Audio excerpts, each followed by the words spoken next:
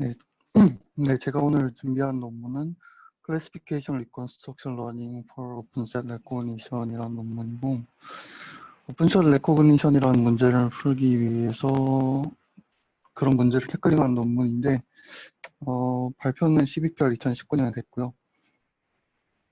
오픈셋 레코그니션이란 프로블럼을 처음 들어보셨을 수도 있고 좀 생소하실 수도 있는데, 이게 어떤 문제인지 일단 처음에 얘기를 하면은, 보통 저희가 클래시파이어 같은 걸 학습을 하고 테스트를 할 때, 저희가 어떻게 세팅을 하는 특정한 클래스들에 대해서 트레이닝을 하고 그 클래스들을 잘 맞추는지 테스트를 하게 되죠.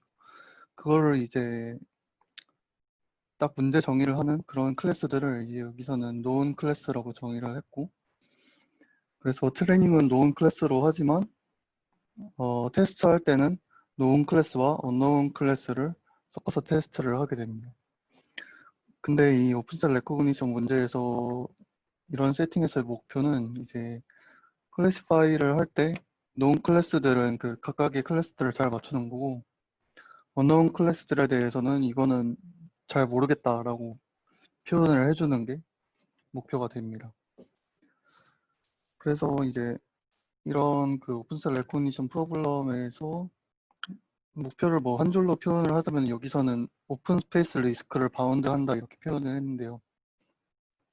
여기서 오픈 스페이스는 이제 저희가 뭐 처음에 트레이닝 할 때 썼던 그런 클래스들, known 데이터가 뭐 있는 그런 스페이스로부터 멀리 떨어진 스페이스 오픈 스페이스라고 하고, 이런 그 트레이닝 할 때 썼던 이런 known 데이터로부터 멀리 떨어진 그런, 사실은 뭐 잘 모르겠다고 표현을 해야 되는 게 맞는 그런 데이터들을 저희가 이제 처음 세팅한 그런 클래스들로 분류를 하는 그런 리스크를 피하는 게 이제 여기서 말하는 오픈 스페이스 리스크를 바운드 한다 이렇게 표현을 할 수가 있을 것 같습니다.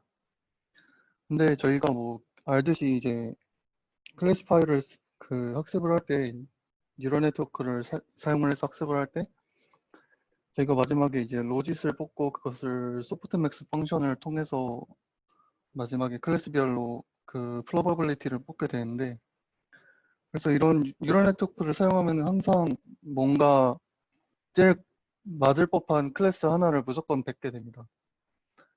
그래서 이런 문제를 좀 해결을 하려고 하는 분야가 이 오픈셋 레코그니션 문제를 풀려고 하는 그런 분야고, 그림을 통해서 뭐 자세히 보면은 원래 뭐 트래디셔널 클래시파이어 같은 세팅을 보면은 이제 그림 B와 같이 뭔가 이런 클래스들이 있는데, 이 뭐 1, 2, 3, 4번이 저희가 뭐 기존에 세팅한 known 클래스라고 하면은 얘네를 이제 적당히 클래시파이 하기 위한 이런 바운더리들을 배우게 됩니다. 클래시파이. 근데 이렇게 되면은 이제 만약에 그 unknown 클래스, 여기 unknown 클래스 같은 게 들어왔을 때 이게 사실 클래스 1, 2, 3, 4에 속하지 않는 것임에도 불구하고 뭔가 여기 6번 애들은 클래스 1이라고 분류를 할 거고, 여기 애들은 뭐 클래스 3번 이렇게 분류를 하게 될 겁니다. 그래서 여기서 이런 그 트레디셔널한 클래시파이어 프로블럼에서 벗어나서 오픈셋 레코니션을 푸는 그런 클래시파이어에서는 뭔가 이 그림 3번과 같이 각각의 클래스들에 대한 이 바운더리를 뭔가 스코프를 좀 축소를 하는 거죠. 그렇게 하는 게 좀 궁극적인 목표가 될 거고, 이렇게 하는 게 잘 되면은 이제 언노운 클래스들이 들어왔을 때 얘네들을 클래스에 속하지 않는, 뭔가 잘 모르겠다 이렇게 내뱉을 수 있게 학습이 될 수 있게 되는 거죠. 그래서 뭐 글로 다시 뭐 살펴보자면 여기서는 어떤 표현을 빌려오자면 이 오픈셀 레코그니션에서 이센셜 엘리먼트는 뭔가 각각 이 볼륨 스페이스를 미니마이징 하는 거다 이렇게 표현을 하고 있습니다. 그래서 이런 문제를 풀 때 저희가 제일 뭐 간단하게 생각해 볼 수 있는 거는 기존의 소프트맥스 세팅을 그대로 사용을 해보는 건데, 클래스를 저희가 놓은 클래스를 맞출 때는 뭐 이렇게 argmax를 통해서 클래스를 맞추되, 뭔가 여기서 이제 클래스 1, 2, 3, 4번을 해서 만약에 1번이 제일 높았는데, 그 제일 높았던 프로버빌리티가 뭔가 이 스레시홀드보다 높은 경우에만 그 저희가 기존에 사용했던 클래시파이어 세팅처럼 클래시파이를 하고, 아닌 경우에는 얘는 뭐 1번이 제일 높지만 확률은 낮으니까 얘는 잘 모르겠다, 이렇게 표현을 하는 게 뭐 제일 기본적으로 생각을 해볼 수 있는 어프로치가 될 것 같습니다. 근데 이런 그 소프트맥스 프로버빌리티에 기반한 그런 방법들은 좀 충분하지가 않을 것 같은데요. 딱 봐도 뭐 그럴 것 같죠. 그래서 이제 이런 오픈셀 레코그니션 문제를 뭔가 딥 뉴럴 네트워크 세팅 안에서 제일 먼저 태클을 한 게 여기 CPPR 16년에 발표됐던 이 오픈맥스라는 논문인데, 이 논문에서는 뭐 메타 레코그니션 이런 개념을 사용을 해서 네트워크의 페일리어를 뭔가 스코어를 매기는 그런 어프로치를 사용을 하고 있습니다. 뭐 메타 레코그니션이 뭐 말만 들으면 좀 잘 모를 것 같은데, 이 레코그니션 시스템이 저희가 뭐 사용하는 클래시파이어가 될 거고, 여기서 이제 뭔가 아웃풋들을 내면은 뭐 아웃풋들이라는 거는 각각 데이터들에 대한 뭔가 로직 벡터들이라던가 아니면 그 로직 벡터들이 모여 있는 뭐 스페이스라던가 그런 것들이 되겠죠. 그래서 그런 구성들을 받아서 뭔가 저희가 따로 뭔가 스코어를 정해서 이 레코그니션 시스템이 잘 동작을 하고 있는지 아니면은 뭐 그렇지 않은지 그 좀 사후 처리 같이 판단을 하는 게 여기서 이제 메타 레코그니션이라는 그런 용어를 사용을 해서 이런 그 시스템을 표현을 하고 있습니다. 그래서 이제 뭐 여기서 알아야 될 거는 레코그니션 시스템이 뭐 클래시파이어고 거기서 뭔가 스코어를 설정을 할 수 있다, 이런 건데, 이런 개념을 이제 오픈셀 레코그니션 프로블럼에 좀 가져오면은 클래시파이어 아웃풋을 가지고 우리가 이제 이 인풋이 뭔가 known 클래스인지 아닌지를 디터마인 해야 되는 거고, 이런 기준을 가지고 뭔가 저희가 이 짠팀 네트워크, 즉 클래시파이어가 잘 동작을 하고 있는지 아닌지를 스코어를 정해서 판단을 해야 됩니다. 이 메타 레코그니션이라는 시스템 안에서는. 그래서 그 스코어를 어떻게 여기서는 뭐 정하고 있냐 하면은 니어리스트 클래스 민이라는 컨셉을 따와서 하고 있는데, 니어리스트 클래스 민은 그 소프트맥스 프로버빌리티와는 별개로 뭔가 클래스별로 센터 하나를 잡아서 이 센터와의 거리에 따라서 클래스를 그럼 판별하는 그런 프레임워크입니다. 그래서 만약에 이게 로짓 벡터, 마우풀 로짓 벡터 같은 거라고 하면은 로짓이 뭔가 클래스 K에 대한 이 센터 벡터와는 거리가 멀면 얘는 이제 뭐 클래스 K 샘플의 확률은 낮은 거죠. 그래서 이런 걸 가지고 뭔가 스코어를 매기려고 하는데, 이게 뭐 스코어라고 부르는 이유는 저희가 이제 기존 클래시파이어를 사용할 때는 소프트맥스 프로버빌리티만을 가지고 그 이게 맞냐, 어떤 클래스냐 이런 거를 판별을 하는데, 이렇게 작동하는 그 클래시파이어 자체를 이 클래스 민과 그 각각의 벡터의 거리를 가지고 여기서 스코어를 매기고자 하는 겁니다. 그래서 여기서 이제 다시 아랫줄에서 표현을 했듯이 여기서 y는 여기 페널티메이트 레이어라고 써있는데, 이게 그냥 소프트맥스 통과하기 전에 그 로직 벡터가 될 거고, 로직 벡터와 클래스 민 사이의 거리를 메타 레코그니션을 위한 그런 스코어로 사용을 합니다. 그래서 잘 이해가 안 될 수도 있는데, 이게 어떤 거냐면은 만약에 뭐 특정 클래스 K에 대해서 이 K에 대해서 얘가 제일 높았어요. 그 클래시파이어 세팅에서 얘가 제일 높아서 뭔가 사실은 얘로 클래시파이어를 원래는 했을 건데 얘를 뭐 생각을 해보니까 그 이렇게 클래스 K 데이터가 모여 있는 이런 클러스터 상에서 얘가 뭐 뮤K라고 하면은 여기서는 되게 멀리 떨어져 있을 수가 있는 거죠. 그러니까 뭐 로직상에서 뭔가 그 제일 높은 값이 클래스 K를 나타내고는 있는데 사실은 뭐 클래스 K 그 샘플들이 분포하고 있는 그런 스페이스들에서는 상당히 멀리 떨어져 있을 수가 있고 이런 경우가 이제 이 논문에서는 뭔가 그 unknown 클래스를 뭐 클래스 K로 그 클래시파이 하도록 학습했을 수가 있다 이렇게 생각을 하게 됩니다.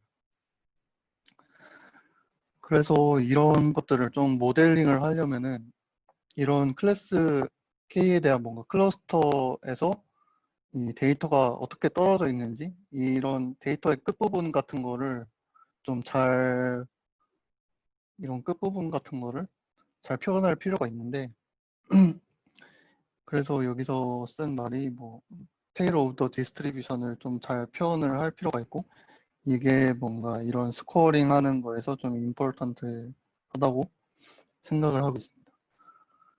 그래서 이런 그 디스트리뷰션의 테일을 좀 잘 묘사하기 위해서 뭐 스태티스틱스 같은 데서 사용되는 티오리가 익스트림 밸류 티오리라고 하는데 이 익스트림 밸류 티오리는 이제 에버리지로부터 얼만큼 떨어져 있는지에 대해 좀 더 포커스를 하는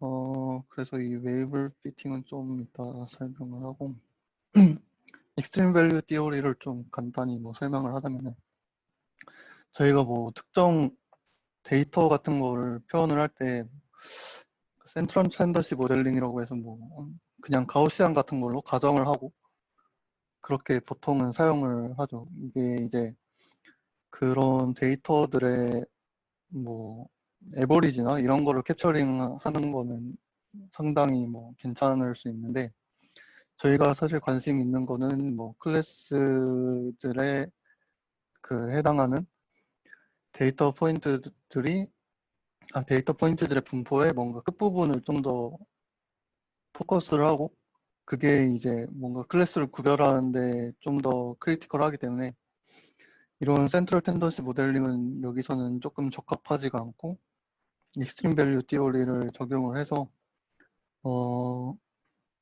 에버리지로부터 데비에이션을 좀 더 포커스를 하고 그 데이터의 디시전 바운더리가 어떤 디스트리뷰션을 정확히 따르는지 그런 거를 좀 더 포커스 하려고 합니다. 그래서 뭐 생각을 다시 뭐 설명을 하자면은 뭐 데이터 포인트들이 여기서 이렇게 모여 있을 때 뭐 그냥 가우시안 같은 걸로 이렇게 피팅을 하면은 이런 끝부분의 분포들은 이런 디스트리뷰션을 잘 표현이 안 될 수가 있단 말이죠. 그래서 이런 거를 좀 더 뭐 잘 피팅을 하고 그러도록 사용을 하는 게 여기서 익스트림 밸류 티오리라는 거고 밑에 뭐 하이포테시스라고 써놓긴 했는데 디시전 바운더리에 이제 포커스한 디스트리뷰션이 뭔가 레코그니션이나 뭐 이런 다이그노스틱 피처들을 캡처하는 한데 더 이렇게 효과적이다 그런 얘기들을 써놓은 거고 그래서 이런 익스트림 밸류 티오리를 사용을 하면은 저희가 뭘 얻을 수 있냐 하면은 이런 뭐 수식 같은 거는 크게 집중할 필요가 없는데 여기서 말하고 있는 거는 아까 말했던 그 데이터의 끝부분 맥시멈 아니면 미니멈 밸류들이 알고 보면 되게 특정한 디스트리뷰션 형태로 표현이 될 수가 있는 거죠. 그래서 이제 여기서 뭐 건벨이나 플래시 아니면은 웨이블 디스트리뷰션 같은 걸 소개를 했는데 이건 이제 뭐 맥시멈이냐 미니멈이냐 이런 걸 모델링 할 때 각각 좀 상황들이 달라지는 거고 그래서 뭐 어떠한 데이터라도 뭔가 끝부분을 모델링을 하는 데 있어서 이런 세 가지 디스트리뷰션을 상황에 맞게 잘 선택을 하면은 그 익스트리마에 대한 디스트리뷰션을 잘 표현을 할 수가 있다는 게 이 익스트림 밸류 띠어리고, 그래서 이거를 이제 아까 말했던 오프셋 레코그니션에 좀 어떻게 사용을 하냐 하면은 뭐 여기가 이제 클래스 K가 모인 뭐 데이터 뭐 샘플들이 이렇게 뭐 모여 있다고 생각을 하면은 여기 이제 끝부분을 좀 잘 표현을 하고 싶은 거죠. 그래서 디시전 바운더리에 뭔가 테일을 이 그 익스트림 밸류 띠어리를 사용을 해서 여기는 이제 웨이브 디스트리뷰션을 피팅을 했는데, 그래서 이렇게 피팅을 하고 이렇게 피팅을 하는 데 있어서 여기 x축이 디스턴스라고 써놨는데, 왜 이게 디스턴스라고 써놨냐면 아까 말했듯이 뭔가 그 클래시파이어를 스코어링하는 그런 메타 레코그니션 프레임워크에서 저희가 스코어로 사용을 하고 싶어 하는 게 뭔가 여기 위치한 그 민 벡터랑 이 뭐 데이터 포인트 사이의 거리 이렇게 해가지고 어떻게 보면은 그 민에서 되게 멀리 떨어진 데이터들을 잘 그 파라메트릭한 디스트리뷰션으로 피팅을 한 거죠.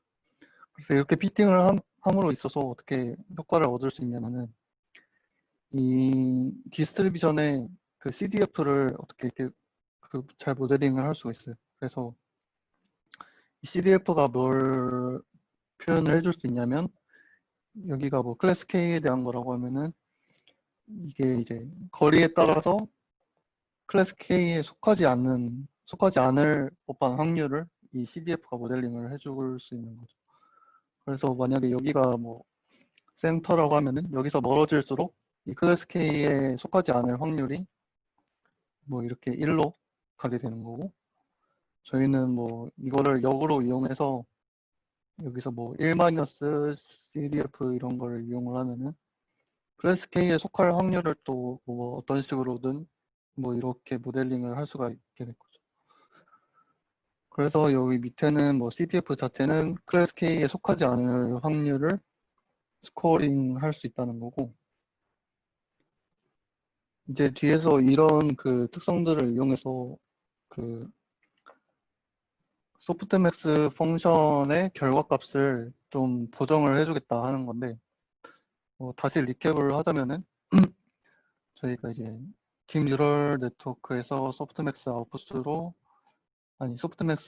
거치기 전에 뭔가 이렇게 로직 값들이 나올 거고, 이 로직 값들은 각각의 뭐 저희가 처음에 세팅한 클래스들을 이렇게 뭐 1부터 뭐 n까지 담고 있을 겁니다.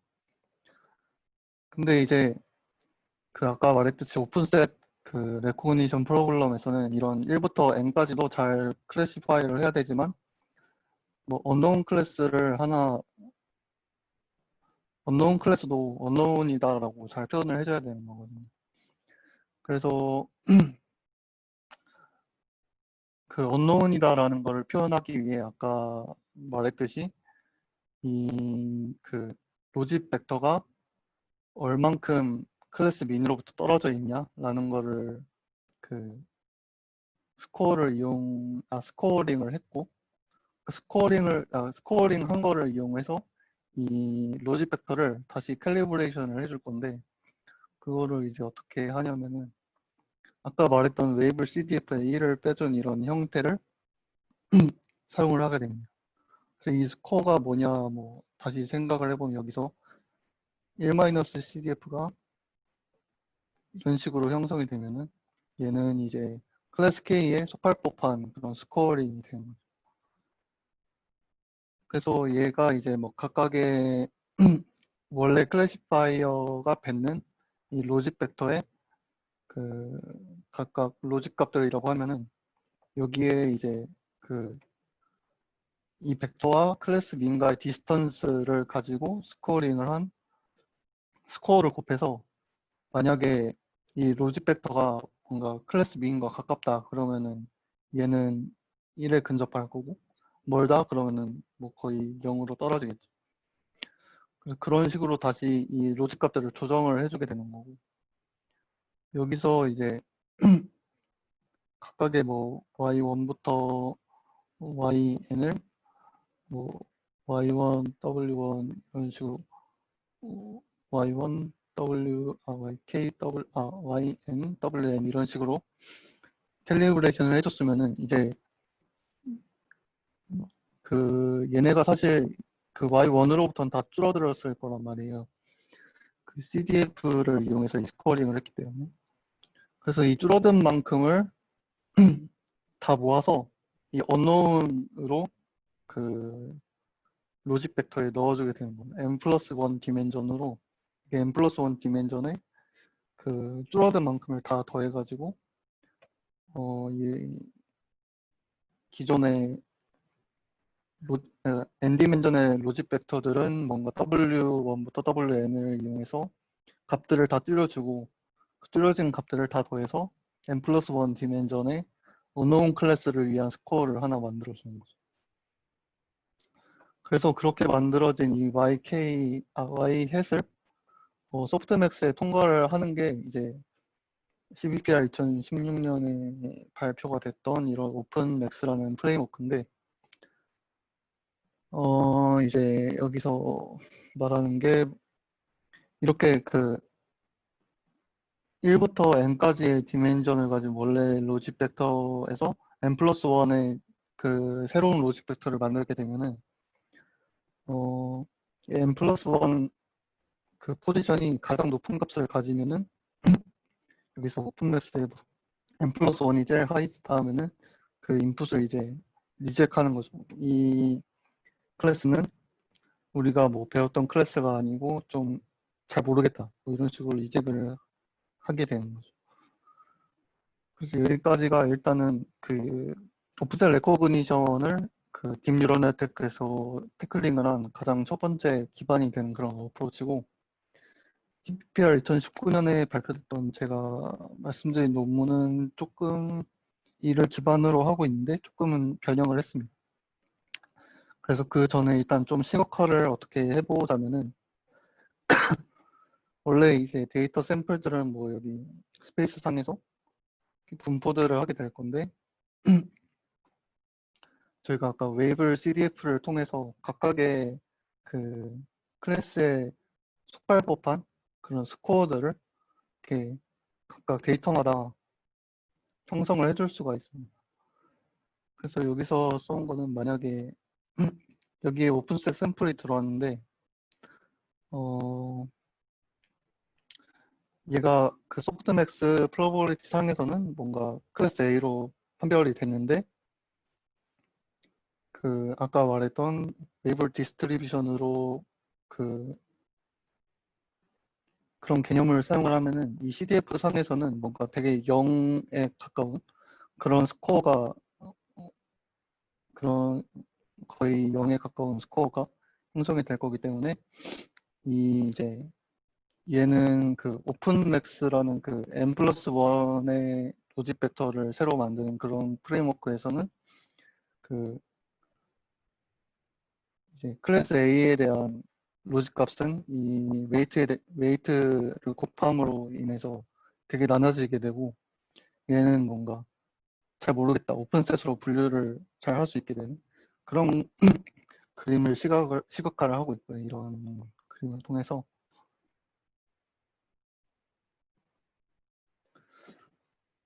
그래서 이제 이때까지 오픈맥스랑 뭔가 오픈셋 클래시피케이션, 오픈셋 레코그니션 그런 문제를 설명을 드렸는데, 아까 말씀드렸듯이 뭔가 이 오픈맥스라는 프레임워크에서는 이 페널티메이트 레이어, 즉 로직 벡터가 민 벡터로부터 얼만큼 먼지에 따라서 스코어링을 했습니다. 근데 이 제가 오늘 뭐 메인으로 들고 온 이 CROSR이라는 이런 논문에서는 이 로직 벡터 자체를 쓰는 게 뭔가 마음에 안 들었던 거죠.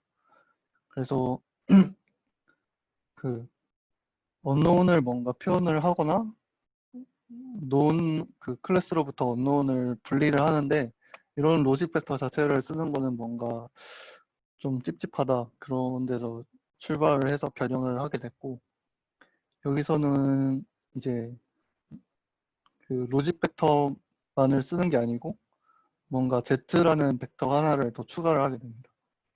Z라는 벡터는 뭐냐면 그냥 뭐 저희가 흔히 아는 뭐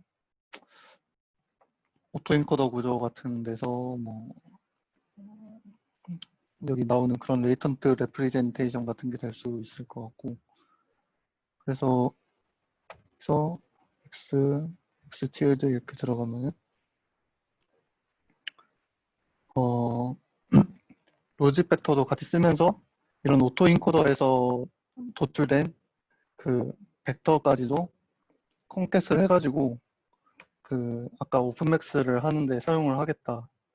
이게 이 논문의 주요한 그런 아이디어고, 그러려면은 이제 이 Z 레이턴트 벡터도 뭔가 디자인을 잘 해야 되는데, 그거를 위해서 제안을 한 그런 네트워크가 따로 있습니다. 그래서 그걸 보기 이전에 다시 오픈맥스랑 뭔가 이 논문을 좀 요약해서 도식화한 그림인데, 이거는 그래서 아까는 이 오픈맥스라는 그런 프레임워크에서는 이 로직 벡터 Y만을 이용을 해서 언노운도 디텍트를 하고, 저희가 처음에 분류를 하고 싶은 그런 클로즈 셋도 분류를 하는데, 이 얘네가 새로 제시한 거는 이 로직 벡터만을 이용하는 게 아니라 좀 리컨스트럭션을 하는 그런 네트워크를 하나 더 사용을 해서 거기서 도출된 레이턴트 벡터를 같이 붙여서 언노운 디텍트를 하고, 이 y는 뭔가 그 저희가 처음에 설정을 했던 그런 클래스들을 클래시파이 하는 데 사용을 한다는 아이디어입니다. 그래서 레이턴트 벡터를 좀 잘 디자인을 하기 위해서 얘네가 뭐 제시를 한 게 이 디파이로리컬 리컨스트럭션 네트워크라고 얘네가 이름을 붙였는데, 뭐 되게 사실 뭐 그렇게 별거는 없고, 그냥 뭔가 인코더 디코더 구조를 되게 여러 개를 이렇게 붙여가지고 이 사이에 나오는 레이턴트 벡터들을 다 그냥 갖다 붙인 거예요. 그래서 얘네들이 되게 뭐 이것저것 시도를 했는데,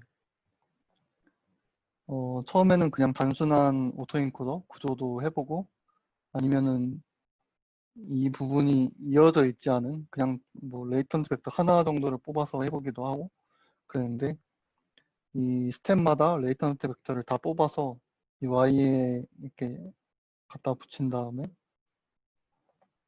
Z1, Z1, 2 이런 식으로 갖다 붙여서 얘 자체를 뭔가 그 이 이미지에 대한 정보를 담는 그런 벡터로 사용을 했습니다. 혹시 뭐 여기까지가 방법적인 얘기를 설명을 좀 했는데 좀 이해가 안 가실 수도 있을 것 같은데, 질문이 있으시면은 좀 해주시면 좋을 것 같네요. 그 처음에 오픈맥스에서 네, 그 미우 K가 이제 특정 K 클래스에 대한 중심적인 그런 벡터였잖아요. 네네, 근데 이제 그거랑 이제 기존의 모델에서 나온 로짓이랑 디스턴스를 이용을 하는데 그 네.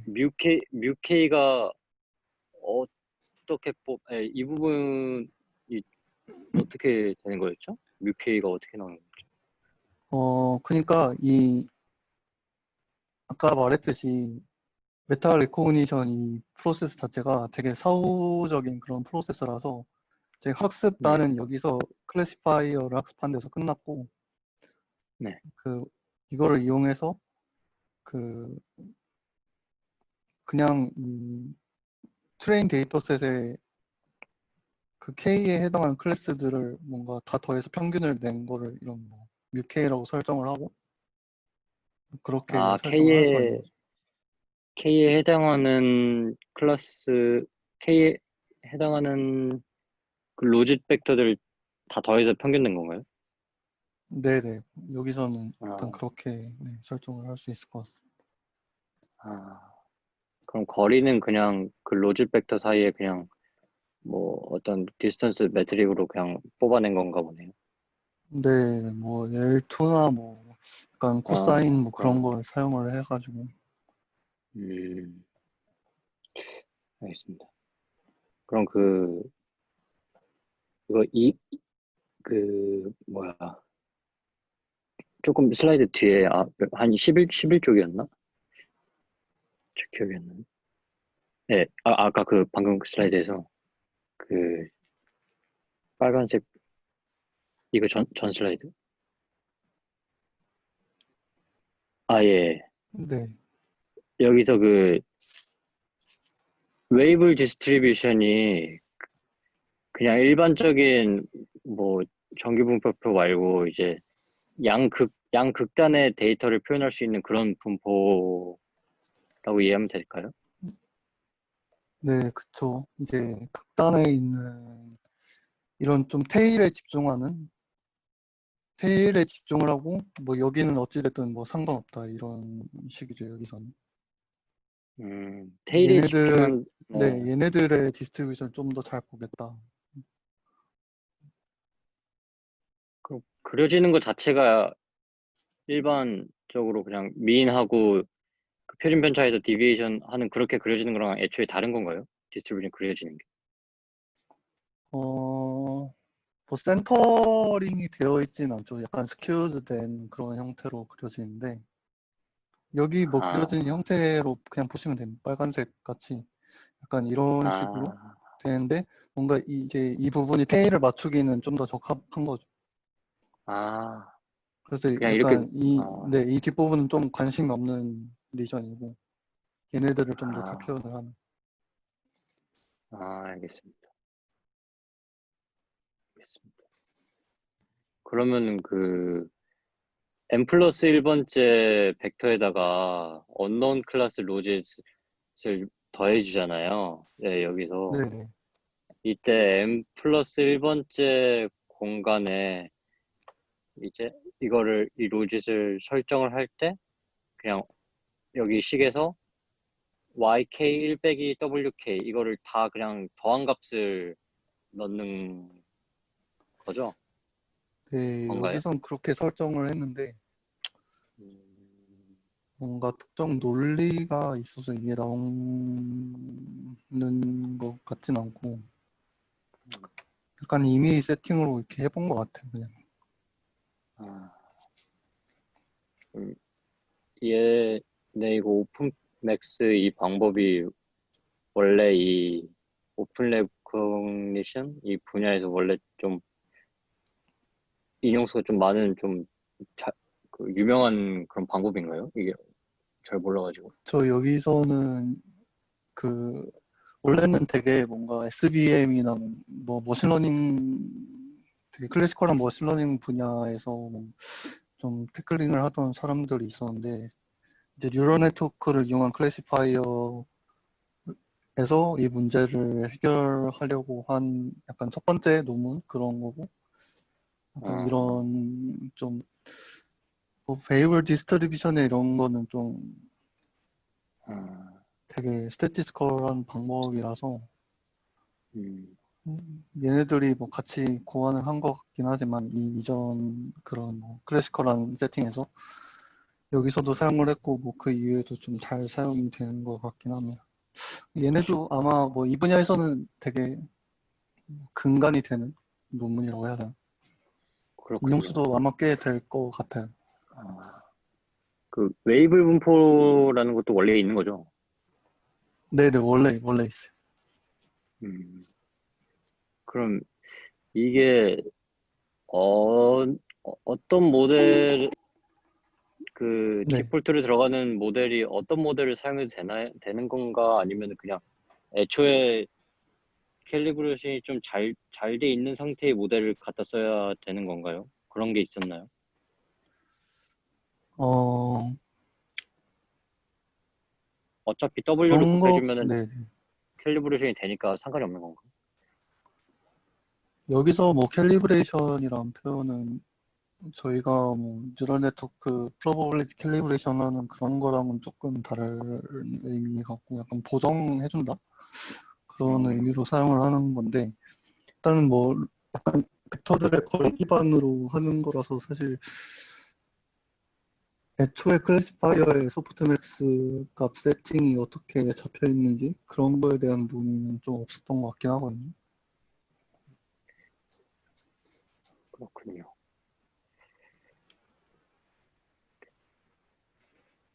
그럼 이제 n 플러스 1번째 로짓 말고 그 이전에 이제 1부터 n까지의 로짓 값들도 다 네. 이제 원래는 y1부터 yn까지였다면은 이제 이것마저도 이제 y1 w1, y2 w2 이렇게 이런 식으로 이제 치환을 해서 사용하는 건가요? 네, 그렇게 해서 그냥 소프트맥스에 통과를 시켜가지고. 아, 알겠습니다. 네. 저 하나만, 네, 간단한 건데, 네, 그러면은 저거 이제 웨이브를 해서 스코어를 곱하잖아요. 네. 저기서 이제 더 추가적인 학습 자체는 없는 거죠. 이미 나와 있는 로직을 갖고 베이스로 해서 하는 거죠. 근데 약간 그렇죠. 그 거의 이 웨이브 피팅이라는 것 자체도 그렇고 뭔가 데이터들이 좀 주어져야 할 수 있는 거라서 음, 학습된 클래시파이어에 대한 뭔가 사후적인 조치라고 할 수 있죠. 그럼 이론상으로는 모든 샘플이 다 리젝될 수도 있는 거네요. 모든 샘플이요. 네, 그러니까 넣는 족족이 다 저 n 플러스 1로 가게 될 수도 있는 거죠. 이론상으로는. 저 샘플, 저 WK에 대한 값이 네, 뭐 거기다, 테스트 셋 같은 데서 네, 뭐 트레인 데이터랑 되게 멀리 떨어진 것만 넣고 뭐 이러면은 아, 그럴 수도 있을 것 같은데. 음, 일단은, 네, 일단 알겠습니다. 그 오픈맥스에서 다음 내용 넘어가실 때 되게 그 네, 피겨 하나 있었잖아요. 여기에서 그 아, 네네. 여기에서 말씀해 주시려고 했던 거를 혹시 제가 조금 놓쳐서 다시 간략히 말씀해 주실 수 있을까요? 어, 그러니까 이제 클래스 A만을 좀 놓고 보면은 저희는 원래 클래시파이를 할 때 되게 로짓 벡터의 그런 값들만 보고 선택을 했는데 네, 만약에 여기서 W가 W가 아니고 물음표 얘가 클래스 A에 대한 그 로짓 값은 되게 가장 높았다 그랬는데 사실은 원래 이 거리 같은 개념으로 보면은 A에서 상당히 떨어져 있을 수 있는 거죠. 근데 아까 저희가 말했던 뭐 웨이블 CDF나 이런 걸 이용해서 클래스 A에 들어갈 법한 스코어를 정했잖아요.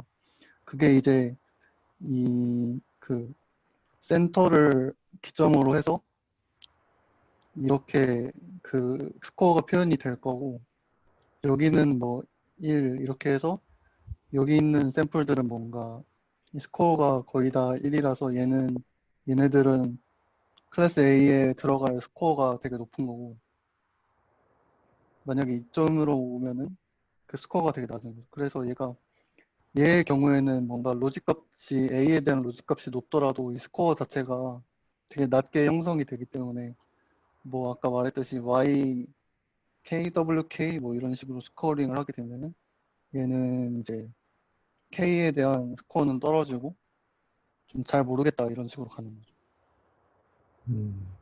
로짓이 되게 한 클래스에 대해서 되게 높은 확률을 보여도 W에 의해서 그게 묻혀버릴 수 있다는 거죠. 네네. 아, 네, 감사합니다.